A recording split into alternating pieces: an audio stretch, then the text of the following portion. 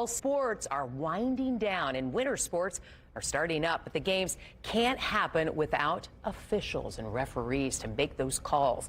My friend Dana Pappas is the director of officiating services with the National Federation of State High School Associations, and that is a long title right there, but that's a good title.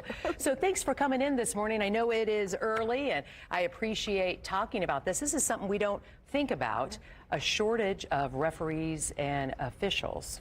It is, and we're in a better place than we were after the pandemic. We had lost about 50,000 officials across the country, and games were getting canceled. Kids weren't having the opportunity to play, and that's always what's the most startling about all of it. So we're doing a little bit better. We've rebounded. We're up about 8% since before the pandemic. And the problem is, people see that increase and they automatically think, "Oh, the shortage is over." Okay but now. Yeah, no, right. we're good. Yeah.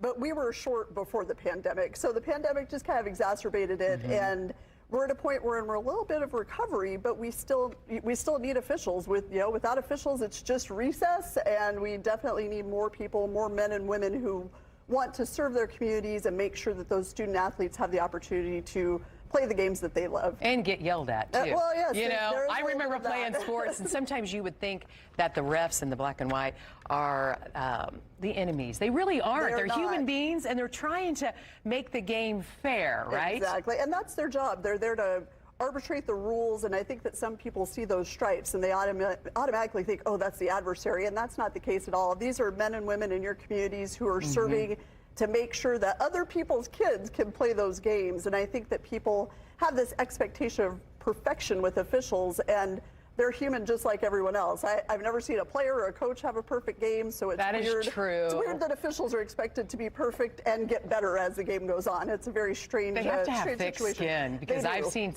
a lot of yelling and screaming, parents getting crazy. So it's a tough position to be in. How do you recruit them? So a lot of different ways. So there's a lot going on in high schools right now where we're trying to get high school kids in. There's a company called RefReps that's actually doing a high school curriculum where kids have the opportunity to officiate. But really, a lot of officiating is word of mouth. So there's a lot of stuff online. There's our campaign is highschoolofficials.com. It's the Become an Official campaign, which is great. But a lot of it is just talking to your friends about, hey, you loved sports, or you were an athlete, or your kids used to play.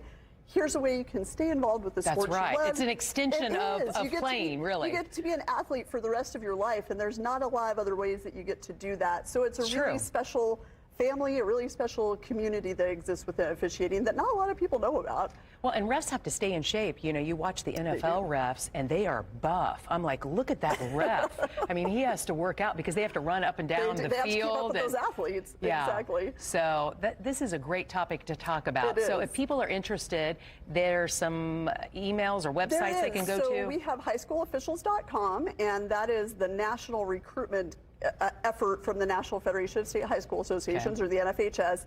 And in Indiana, you could go to ihsaa.org and get a hold of their officiating tab and check it out there. But certainly every state association needs them. We're in a position where we can never have enough. Never have enough. If you're worried that there's not enough games for you, that's not going to be a problem. There's always games. There's always kids who need that opportunity to become the next generation of leaders in our communities. All right. Sounds good. Thanks so much for coming in.